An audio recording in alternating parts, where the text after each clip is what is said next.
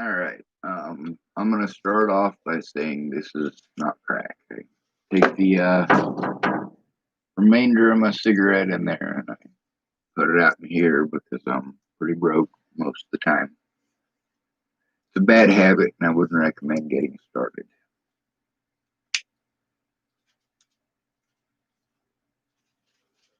However, that's not what this video is about, is it?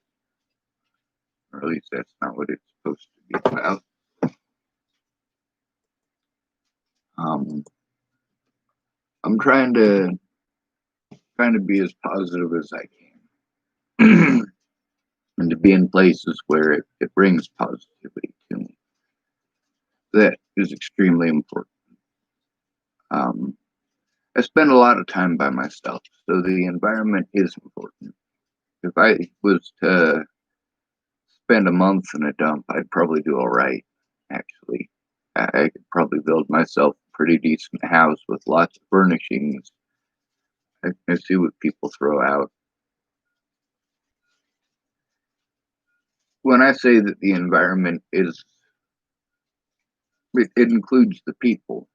People are a very big part of it. A lot of the stuff that I have to worry about is what other people think. Since I don't have my own property to put my things on, and it's always on other people's property. I have to worry about what they think, and in some cases, not even what they think, not even what the property owner thinks, but what his ex-wife thinks, or his baby's daddy, or her baby daddy, or whatever these different situations are. There are all these other people who could throw a rock in it. Next thing you know, all the gears are clogged up, and I'm starting over from scratch again. Meanwhile, a lot of time has passed that I can't get back, and here I am starting from scratch again. There was a kid in Washington State. I lived up there a little bit in the 90s. Um, and this kid, Washington State's kind of like Virginia and North Carolina, places like that, where there's a lot of trees. Washington State's a lot thicker, though. There's a lot more ground cover, too. Oregon as well, absolutely beautiful. Those are the two most beautiful places I've ever been. Um, well, there was this kid, and he was a lot different, like me. Um, and I don't remember much about him. I just remember I was trying to tell my dad, hey, this kid's down there. He went over to see a friend of his. They told him to go over there and say hello, and he went over there, and then they wanted to start a fight with him. There was a girl that was an instigator, and I knew her from school. She wasn't very nice. She wasn't nice to me. She wasn't nice to any of the special ed kids, and I was in special ed. Um, but I remember these six kids, they kept on telling him, hey, you need to leave the property or we're fucking calling the cops. Kept on turning around, leave the property, and they'd fucking jump on him and start hitting him again. And then they'd scream at him, say aunt, say uncle, say this, say that. Well, I don't know, he probably got assaulted jumped 5 or 6 times just trying to get down the driveway. He should have just backed out, kept his eyes on him. But those boys wanted to impress that girl so much, and it was right down the street from where I lived. And we could see it from my front porch. And you know what happened to that kid? The cops came and arrested that kid who got beaten up a whole bunch. And they told a whole bunch of stories. And you can hear it from down the street. You can hear the dude who's, I'm trying to tell my dad he needs to do something. I'm like, Dad, this is some fucked up shit. What are you doing? And well, lo and behold, he wouldn't let me talk to the cops either. Said it wasn't any of my business.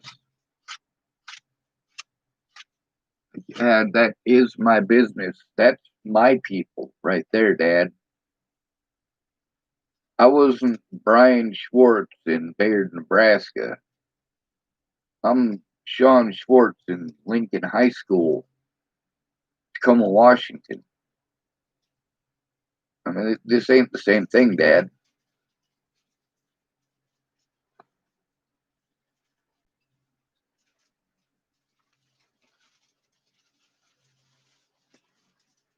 We don't really grow up from that. There's a lot of stuff that people are really into that I personally find kind of gross. But it's legal, and that's why they get away with it. That's why they do these things, because it's legal. Now, a lot of people accuse me of having a sexual relationship with Natalie. Like, no, by her words and mine, we didn't. And people just don't get that. Like, oh, if it's not about sex, then what's it about? You really think that all men are like that? Really? That's a bad assumption. I made a bad assumption earlier. There was a lady with she's in Australia. And I'm assuming she's a lady, based on the name, but that doesn't mean that I'm right.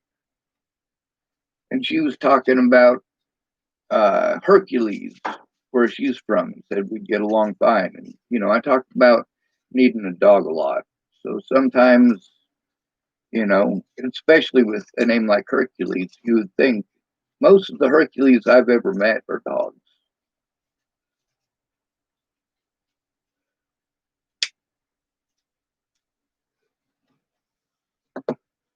So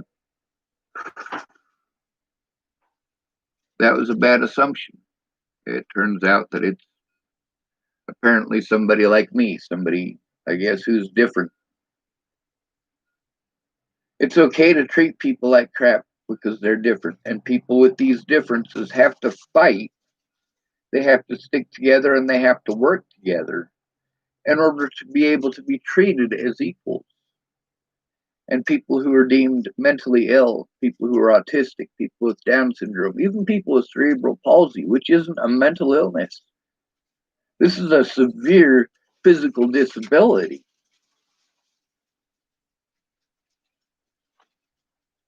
And somebody with cerebral palsy might be more intelligent than me, but they might have muscular issues that prevent them and signals from their brain to their muscles that aren't functioning right, that make it difficult for them. Sometimes people have cleft palates. Sometimes it's part of the tongue, this little strip at the bottom between your tongue and the bottom of your jaw. I mean, that right there, sometimes it's longer than it's supposed to be, and it goes all the way to the end. Sometimes it doesn't exist at all. These are all things that can give people speech problems. That doesn't mean that they're stupid. There's a lot of people that I know that, because of their speech problems, they turned into racists or assholes. Now, let me explain that to you.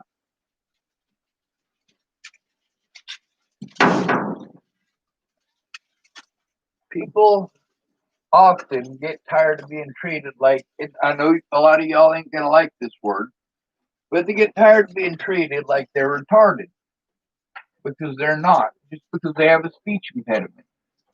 And when you're in a bad area, and I don't mean a bad area is in a minority area, I mean a bad area is in an area where it's people who are different from you, and there's a lot of emphasis on. And a lot of the places that I went, there were a few places where it didn't matter what color your skin color was. I mean, you were all human beings. There was a couple of foster homes that were great like that. But then there are so many that are not like that. There are so many places where segregation, especially in the 1980s, was a very popular thing still to do. And it was illegal. These institutions didn't care about legal or illegal. They cared about profit margin. Now, Boulder was pretty progressive. I mean, it was mostly white kids in Centennial Peaks, but Centennial Peaks was a mental hospital. And that's basically how they deal with you when you're poor, like extreme poor. We're not talking about like, we're talking my dad's in prison and my mom is in court appointed rehab that she's not going to, and she's not allowed to have us. So we're either homeless or in the system, and in the system we make money for people.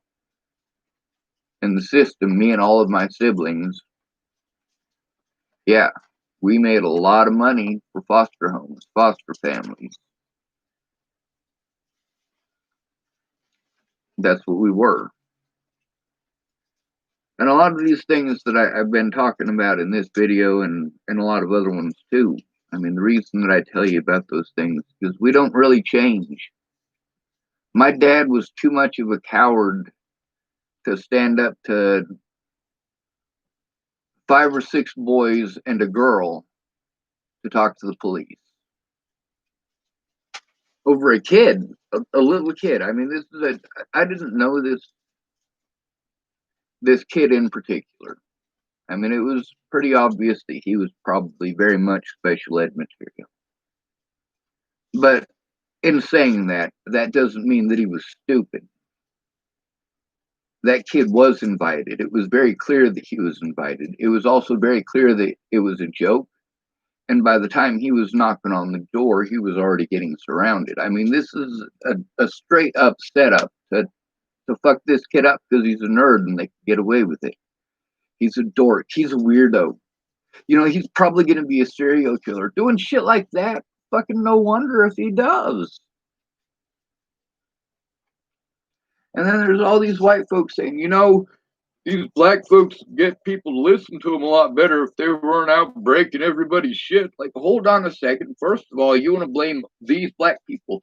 There's a lot of black people who aren't out breaking shit. Most black people are not out breaking other people's shit right now. When white people do that, you don't go, oh, well, you know, white people deserve all the shit that happens to them because look at these white criminals. No, not even close. Why don't you try judging them the way that you judge yourself? Why don't you try judging black people the way that you judge a white person? Why don't you try judging that nerd the same way you judge yourself? What kind of emotions does that nerd have? What kind of emotions does that black person have? They got the same fucking emotions you and me do, dumbass.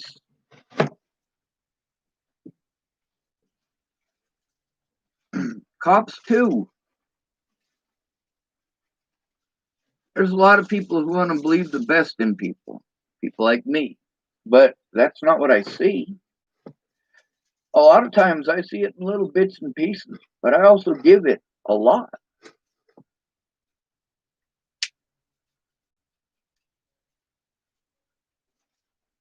A lot of the stuff that I did before Natalie was killed, before she even came into my life, was basically just moving people from one dangerous situation to another.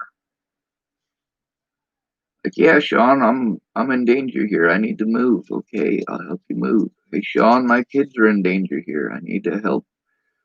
I need you to help me move. All right, I'll help you move.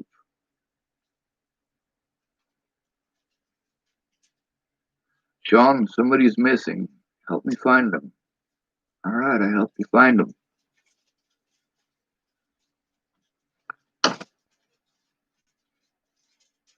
What I see is a bunch of people trying to pretend that other people don't exist and don't have the same problems. I know so many parents ignoring, just like my dad did with that kid down the street. Imagine how my dad would feel if somebody did that to me.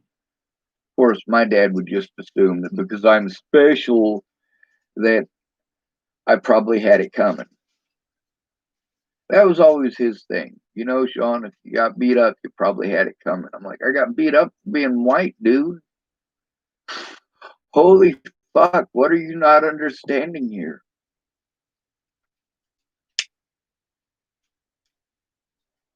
You know what the dumb motherfucker told me? Sean, we've come a long way since the 70s. I'm like, I wasn't even alive in the 70s. I'm telling you that there are people who have to deal with racism. And I'm telling you that I have to deal with a bunch of classmates who are pissed off because people treat them like shit because they're not white.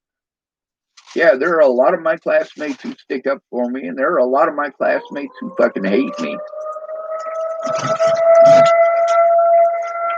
Now, there's the two girls up there that I had a crush on. And that was Adrienne Moore and I don't know much to say about her. I just liked her because of the way she looked.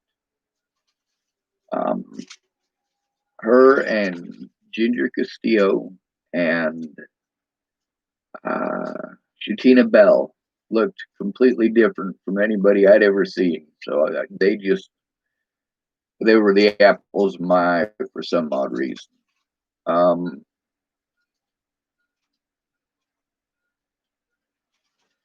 but really, after that, it wasn't a matter of, well, even then, it wasn't a matter of wanting to have a girlfriend. I mean, it was a matter of people telling me, hey, you need to get a girlfriend. My dad, especially, pushing that heavy. I'm like, I just want friends. I want real friends. But then I realized that most of the people who have stabbed me in the back of even relationships of 20 plus years, people have flushed them down the toilet for some temporary penis or some vagina. And I'm going, am I the only person who's not like that? Because it's not just men, it's also women doing this. It's both sides, and it's nearly everyone. You get lonely and you want that companionship. You don't realize that a lot of it comes down to your sexual urges, and a lot of it comes to your physical security needs. And that's not just women, it's also men. We band together for a reason, safety in numbers. That's what the important thing about these marches and these protests is turnout, safety in numbers. If 1/10 of 1% of the city shows up to protest, they're going to swat it off. If 90% of the city shows up in protest, that city is shut the fuck down. Oh, Sean, but I can't do that. I'll lose my job. Right? So they got you by the balls, right? Well, imagine the other 300 million people in America who are the same way. They're all caught by the balls. They don't have to experience it to the point where they actually have to do desperate shit in a lot of these cases. But they got them by the balls. The largest group of, or the largest cross section of American society is parents. If you get all of the parents to vote on the same shit, yeah, the parents will win every single part of every single election. Parents.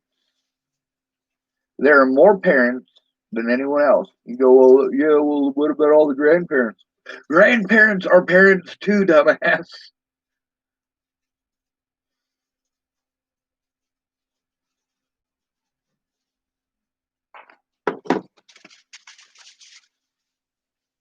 With people who are considered mentally ill, you don't get a whole bunch of mentally ill people out there marching, do you? You don't really want them to either, do you? Between having 10,000 black people marching alongside 10,000 white people, hand in hand, working together, between seeing that and seeing 10,000 schizophrenics marching for mental illness, holy flood. I can only imagine that. So, I mean, I even hold some of the same bias as far as that goes. If I had Zach Boatman, and here's the thing, like, First of all, you're not going to get these people all together for a march like that unless it's a forced march. So basically, it'd be like all these facilities going, all right, well, these people are basically uncared for because we don't have the facilities or the manpower to take care of them. We need to take them all to New York City, and we'll take them there in our buses and in our, because like here in Chapel, we have a handy bus, and we'll drive them all to New York City, and we'll drop them all off in New York City, and we'll use our handy buses to block off all of the roads. And then at the end of the march, we'll go see if we can find them, for God's sake. Like, oh my God, we stand no chance. Are you not seeing that? A lot of the things that the police did to torture me was take away my ability to breathe. Hands up, don't shoot. I can't breathe. But I'm a white guy, right? And that's true. A lot of people want to pretend like they're adults, pretend like everything in the world is now magically an adult. Some people are dumb enough to think that right at 18. Oh, I'm 18. Now everything is right how it should be. And it's fucking not. It's not. All that stuff that we learned in school about how we had all these changes and all these progressions and all these people who made the world a better place. When I was in Arapahoe County Jail, there was a few of them black folk did not like Dr. Martin Luther King Jr. I said, why is that? He didn't do any good. Look at us. We're still in here. I can see that, I guess. But that all comes down to getting the right people to care. You do need the numbers. And as long as you're being childish and they're being childish and you're not able to come together as adults and come to a mutual agreement to stop this shit, like I was trying to do with Natalie and Alicia and Maddie, let's deal with this as adults through all of this. I'm like, you know what? That's the thing. You aren't taking the abuse. I am. You're promising to help me if I do this, this, this, and this. And I do those things. And months later, I'm still waiting on you to do just one of those things. I'm like, come on now.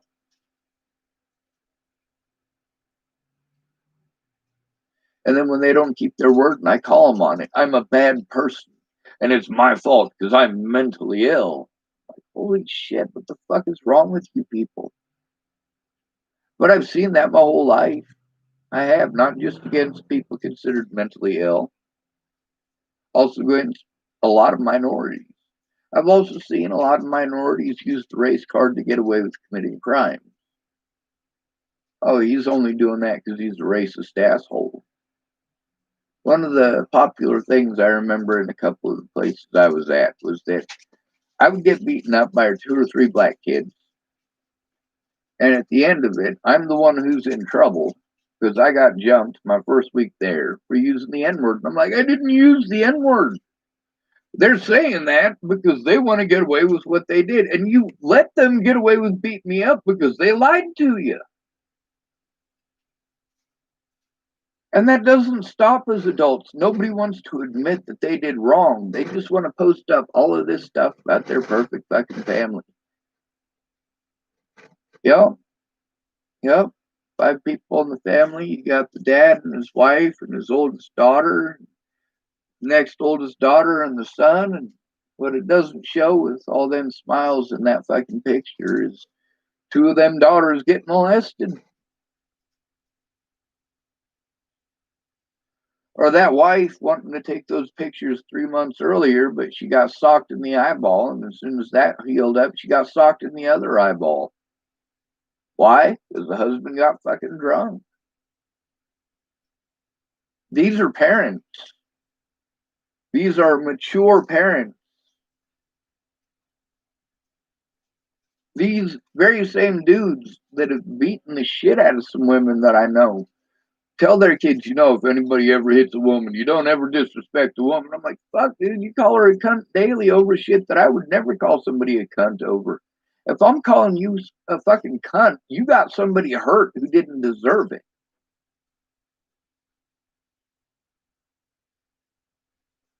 But I live in the United States of America, where that's the nastiest thing you can call somebody, apparently. And everybody gets all butt hurting in a twist.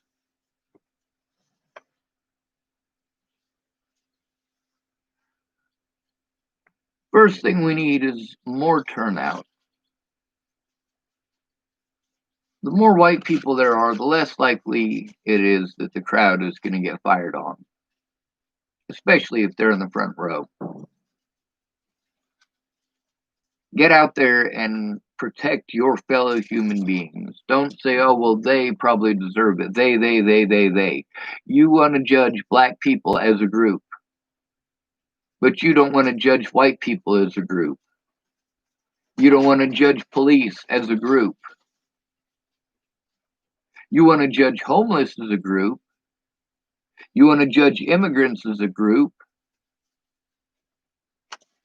You want to judge the poor as a group. But you don't want to be judged based on those in your group now, do you? Do you? So magically, the rules are different for you.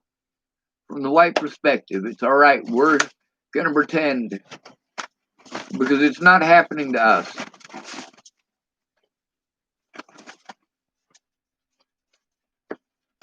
But then again, there are people that it is happening to who are us, white people.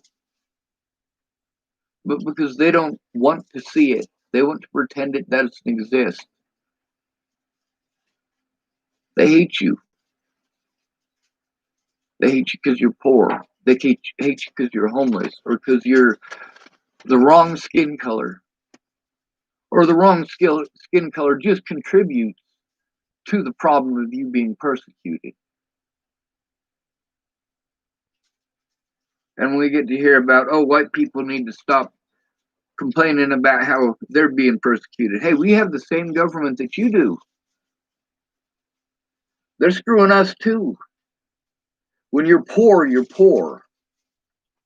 And I, as a poor person, don't see any problems with standing between a police officer and another poor person. Especially since that poor person might not have the money to be able to record stuff, might not have the money for electronic devices, might not know how to use them if they have them.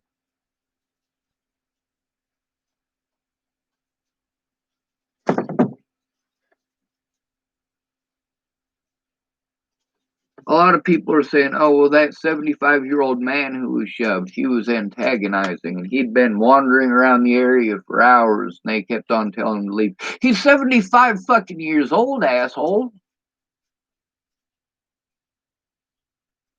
His body is definitely a lot more fragile than it was in its 20s, 30s, 40s, 50s, or 60s. You need to slow your fucking roll, officer. Stop acting like children. What was the problem with Officer Steinman? He acted like a fucking child. He was always trying to instigate shit with the homeless. Hey man, we're trying to fucking survive. Leave us the fuck alone. And then they said that they were going to try helping out the homeless. And the very next day, they announced that Officer Steinman was in charge of the downtown there with the homeless people. And he got to train a whole bunch of officers in being fucking Nazis. The Nazis were fucking children. Oh my God, the Jews did it all. Oh my God, those blacks are so inferior. Oh my God, fuck you. Fuck you. That is a childish mindset. Black people are human beings too. They are intelligent too. I mean they, as in all of them. Because all of them are human. And that gives them a lot more fucking brains than a plant. Now, doesn't it? They have intelligence. Just like you, even if you, as a white person, are a complete and total fucking idiot, you still have more brains than a fucking plant. Now, instead of trying to compare men to women in the fashion of, all right, men are bigger than women.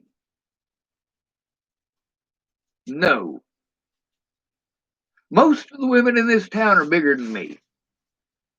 A lot of the women in this town are as big as two of me. No. That's fucking bullshit. And the same thing goes for when people want to say stuff like that about white people or black people or Asians or whoever it is. All these people from India are terrible at speaking English, so they must be terrible people who are stupid. Like, no, I know lots of people. Well, all right, I don't know a lot of people from India. I knew two people at Cabela's who worked at, who were from India, and they worked at Cabela's. And I knew a few people while I was in Boulder because it's a very multicultural area. And yeah, just because you are at a call center in India versus being from India here in the United States, though, learning the language, living the language, yes, you get a much better understanding. A lot of people used to pretend that women were stupid and couldn't learn to read or write. Well, they weren't allowed to by law because of that assumption. And it wasn't an assumption, it was somebody going, hey, I want all the power. I want to be able to tell my wife she has to give it up whenever I want her to.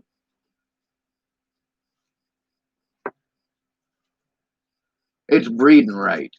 That vagina is my unplowed field, and it is my right. I own it. And that is such a screwed up way of thinking. Now, we are starting to get past that. But just like with a lot of the situation that we're dealing with as far as minorities goes, we're still dealing with the stuff from the women's suffrage movement. I mean, there are still a lot of things that are not equal for women. And there are a lot of things that we're doing that are taking away from their ability to defend, protect, or take care of themselves and their children. Most of our money that we had for domestic violence shelters in the United States, most of it has gone to private prisons and jails for locking up homeless people. Now, when you get beaten up by your husband in that house that you thought you were going to get to keep because he's getting drunk and acting like a child, and then he gets arrested, you can't afford the bills, you get kicked out, you don't have a place to stay anymore, you're homeless, your kids get taken away, and now you're getting harassed by the police and by the general public for being homeless. You're trying to go to your job every day, but you don't necessarily even have a place to shower most of the time. You're spending all of your money trying to get your kids back and trying to jump through all of these hoops because you're now a criminal because you're homeless. You got busted using a blanket. So you end up losing your job.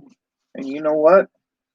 That's how a lot of people end up in that self-pity situation where they start drinking and doing them drugs. And you got no idea how many people I know who were homeless that had never done drugs before and are now completely the fuck strung out.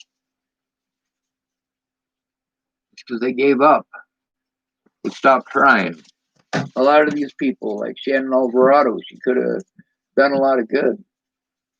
But after meeting her, it makes perfect sense why she wanted me there, why she invited me there, why she was attracted to the situation. When bad shit happened to her, yeah, she didn't have what it took to stand up to it. Of course, somebody who's standing up to it is going to appeal to them. But you can tell the ones who stand up to it and the ones who deal with it the way that she does, because most people do try to drown it out. They try to drown it out with drugs and drown it out with alcohol. The worst ones are the compassionate ones, because the thing going through their head is how many more people did that son of a bitch get away with doing those things too? Because I didn't try harder to put him away. But then you see what happens when people try to do that and what happens to them in their lives and how badly those are destroyed.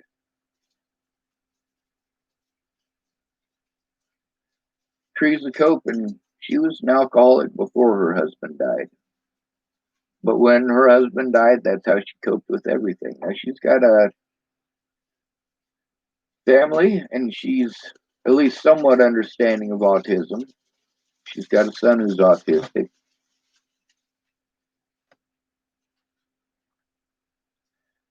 But Shannon Alvarado has a daughter who's autistic. Their alcoholism does not help the situation.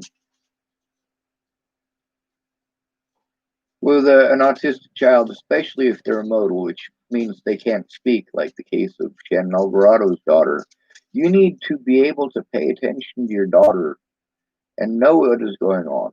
When you're saying that your daughter mostly does that stuff at night, well, when do you start drinking? About 6 o'clock, right? Put two and two together, Shannon. You act completely different when you've been drinking. And in all these places, this is stuff that I have to worry about. There's a lot of stuff I'd like to do, and it's difficult to do through streaming.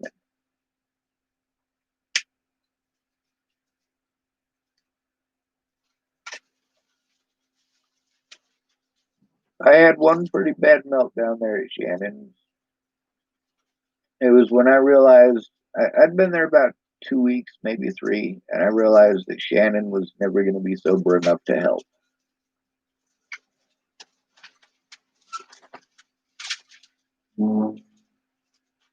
I'm trying my best, and a lot of these other people are trying theirs. But most people delve into whatever their addiction is: gambling, sex, drugs, alcohol. The more desperate you get, the more you reach for sin. And the sin that you need to be reaching for isn't that kind of sin. It's safety in numbers. It's hard to get when you're busy alienating everybody who isn't you or isn't a part of what you consider your group. Potato Kid. Hugs from Florida.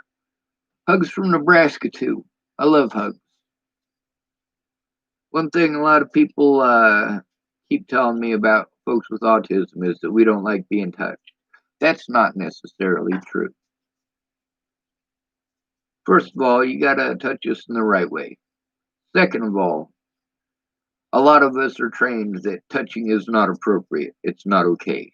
We don't know what the fuck is going on as far as that goes. Me, I grew up in a system where nobody is allowed to touch anybody no matter what. With Leah Plunkett's son, he didn't even know how to give a hug. He put his arms out like this, and she made fun of him for putting his arms out like Frankenstein. She said, "What the hell are you doing?" He's trying to give her a hug.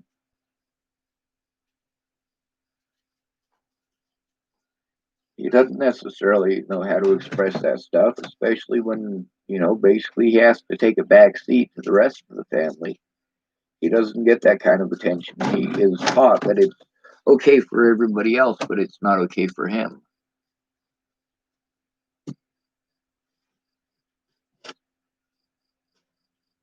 And then people harm him because they believe he might do something. Like, holy fuck. That is not okay. At that point, you are picking on somebody who is disabled because you can get away with taking it out on them. I love hugs, though. Ask first. If you just grab me, I've had a lot of people fucking grab me and fucking throw me to the ground and do all sorts of mean, cruel, evil shit. Kind of like when I was in grade school, the three most popular ways fucking with somebody is, and they always pick the special ed kids. They always pick either the special ed kids or the kid with the thick glasses and the runny nose. One of them is where a kid will get down on all fours behind him, and then a kid in front of him pushes him over him. It's so fucked up. And they thought it was fucking hilarious. And then there's the one where you got the girls on the basketball court, and they just learned that if you kick a dude in the nuts, that he'll fucking drop. You know, usually right after mom or dad have to talk about if anybody ever tries to do anything to you. Which, by the way, boys don't usually get this talk. Girls do. But if anybody tries to do this, this is what you do: you kick them in the nuts as hard as you can, and that's what you tell all of them. There's little girls that probably can't even kick that high. They're gonna end up hurting themselves trying to kick people in the nuts now. Um, oh, the problem is, first of all, that is pretty effective. There are more effective methods, though, like poking them in the eyeballs. If you poke them in the eyeballs, they can't see you, they can't follow. All they can do is hear, and any object that you put in front of them, they're going to have issues.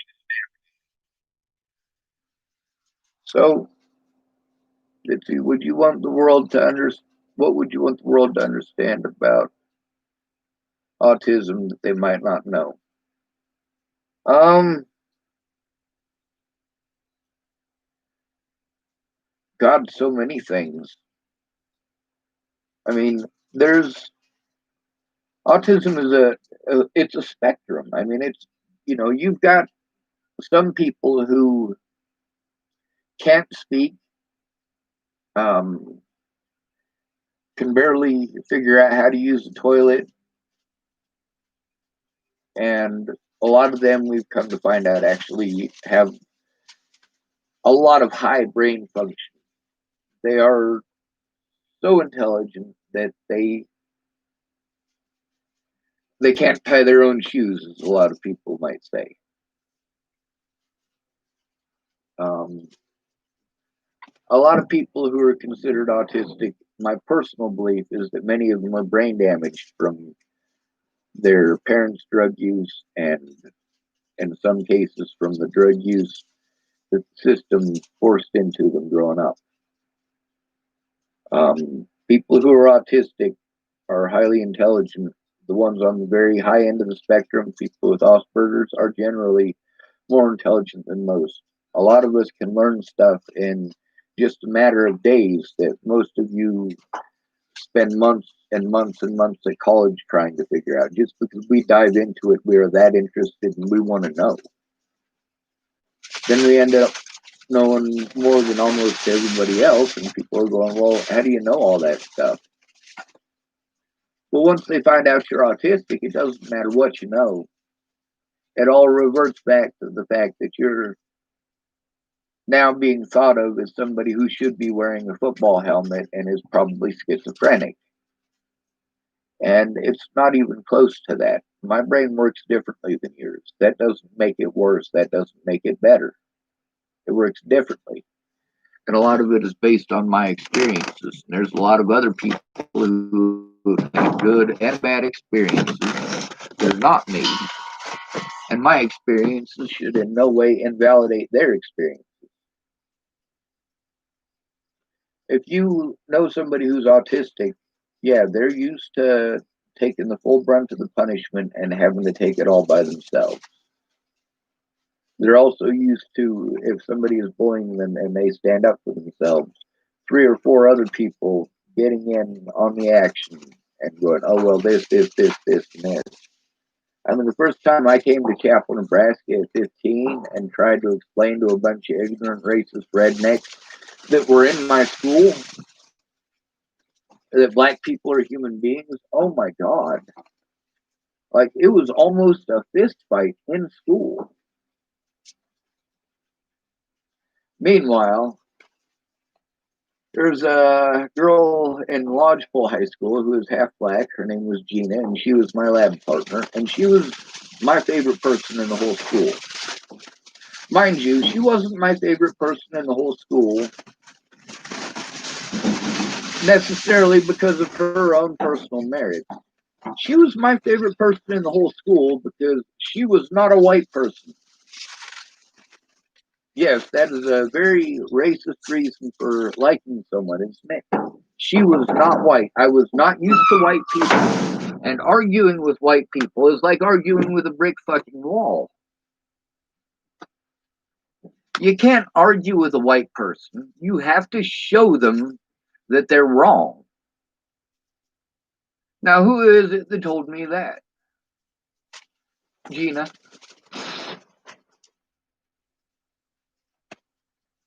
We had a biology teacher named Mr. Howard who was wrong about something. And me and Mr. Howard went rounds for about 2 minutes and he decided to move on in class, which is fine. But after class, he was bitching about it a little bit, and I was bitching about it a little bit. That's what Gina had to say about it. And I did show him, and I was right. So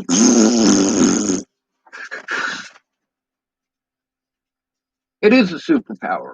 The disability is how people treat you for being that way.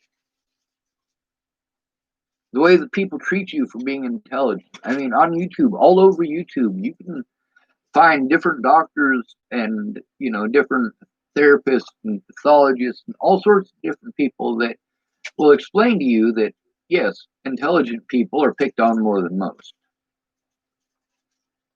They're treated like they're stupid more than most. They're bullied more than most. But then a lot of the stuff that we're looking at now with the bullying and the incarceration and people trying to make it a race issue. No, the race issue is poverty. You have to keep the poor down. If the poor are always poor, then you always have a slave labor force, regardless of the skin color. You always have people who are going to do something for bare minimum. It doesn't matter what skin color you are. If you're broke, you're broke. PTSD is extremely common among people with autism, people with Tourette syndrome, which I also have, by the way, people with OCD, people with social anxiety disorder. PTSD is common for a reason. It's also a lot more common in the system. It's a lot more common in the foster care system. So is the mass drugging of children.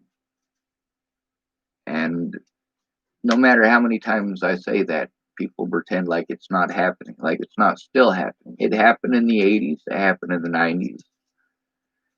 It's happening today. It has not changed. And Diane Sawyer has done a couple of different things on it. And you know what?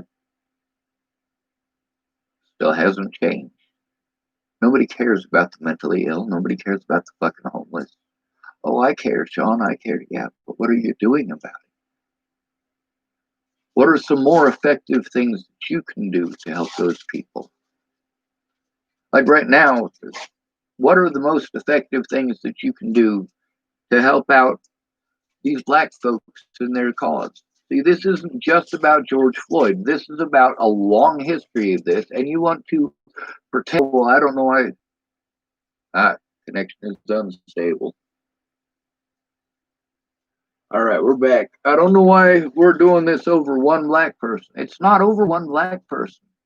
It's over the fact that black people have to be afraid for their lives at all points in time, from police officers, even black police officers.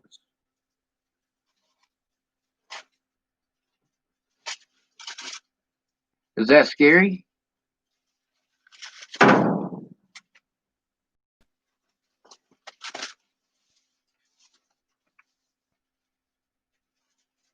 We need to stop acting like children. We need to start acting like adults. The most adult thing that you can do, number one, is to block access to the police. Prevent the police from having access to black marchers, or any marcher for that matter. If you are white, your chances of getting shot are far less than a black person's chance of getting shot at random into the fucking crowd. So you go there and you protect them. You do not take part in violence. A lot of that stuff that people are saying, oh, well, all these black people deserve this because of look what they're doing and blah, blah, blah. And I'm like, are you kidding me? I'm looking at white kids smashing windows, white kids throwing rocks. There are very obviously white people taking part in that violence. There are very obviously also white people taking part in the protesting and not getting violent.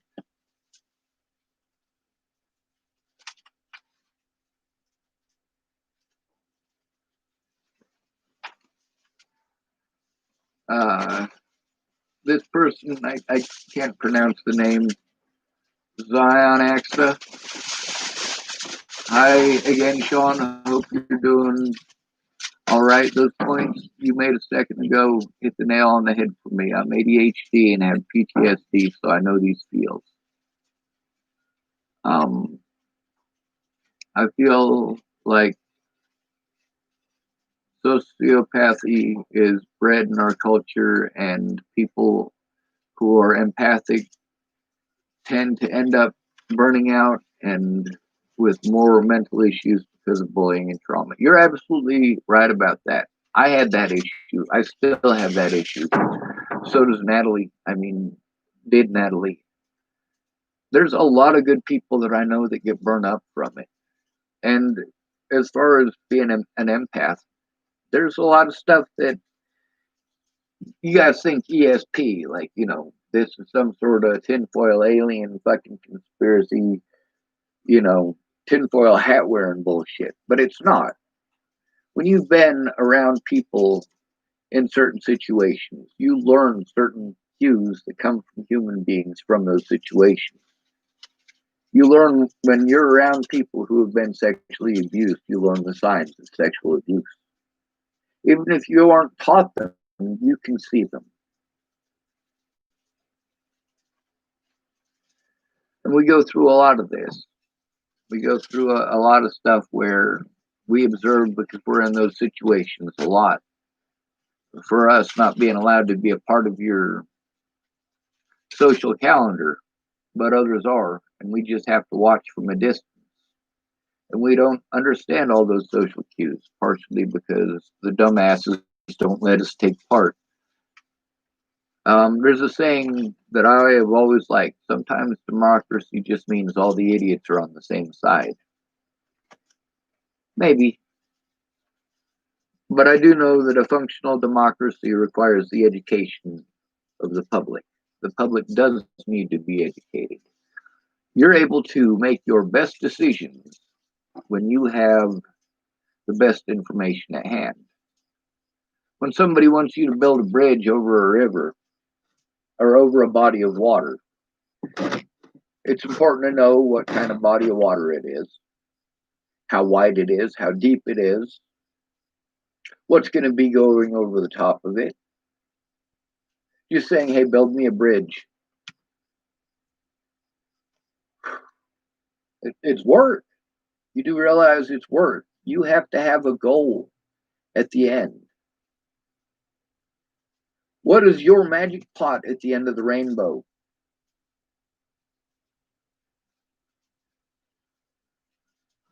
What is the purpose for that bridge?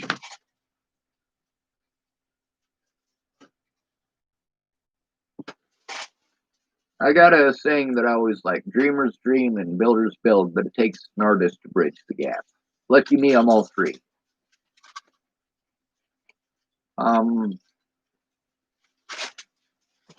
Most empaths,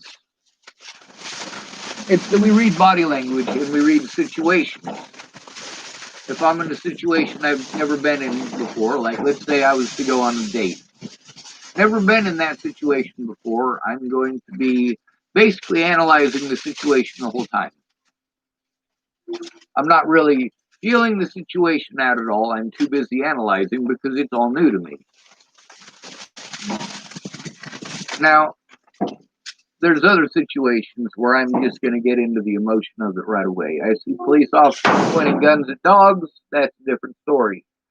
I'm not analyzing the situation. I'm just stepping in front.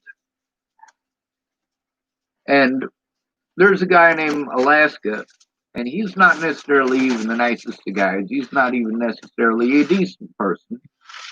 But he wasn't going to let that dog get shot either.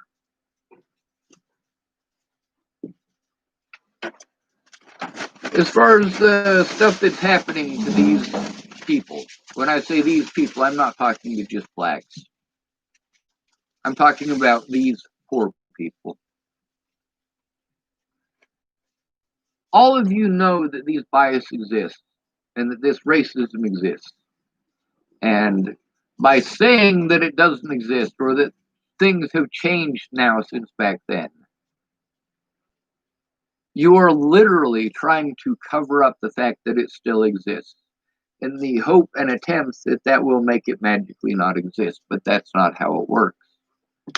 Because in doing so, you are turning a blind eye to the people who are committing the most atrocious crimes. The most atrocious racist crimes in America are actually committed by who? It's not the police, it's the American fucking public for turning a blind eye. You want to talk about how great our country is, all of our rights, but then when there are people whose rights are violated on a mass scale, you don't give two fucking shits, do you?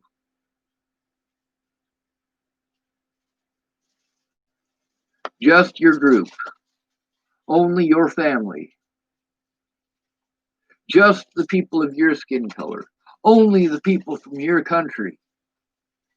Only your gender.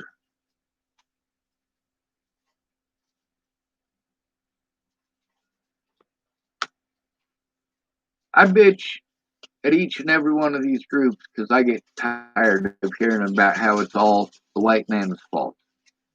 I'm white. I am a man. I admit my fault. I'm not going to take the blame for the people in Washington, D.C.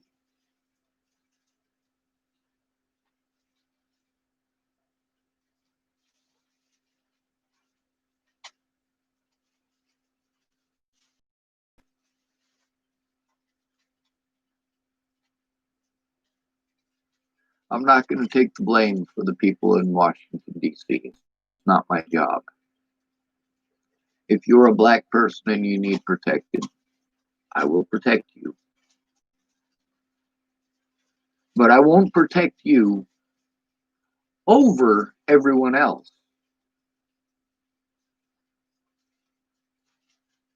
If I have to make a choice between protecting you or someone else, I'm not going to make that choice. I am going to protect you both the best that I can. Even if that person is from a different country and you feel that you are owed more because you were born here. It doesn't matter what your excuse is for harming another human being. I want it to stop because it hurts me to see it. I have felt it firsthand too much. I've seen it happen to my loved ones, and I feel it when they are going through it. When these people tell me their stories about them going through these things and what's going on with their children, I feel those things. I don't even have children. But emotionally, I know what it is to love people like that, to be worried about them.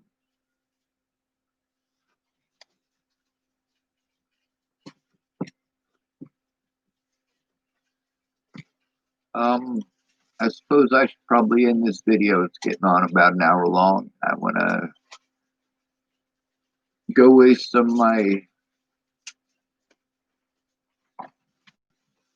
my day getting the trailer here finished up so that I can make the world a better place.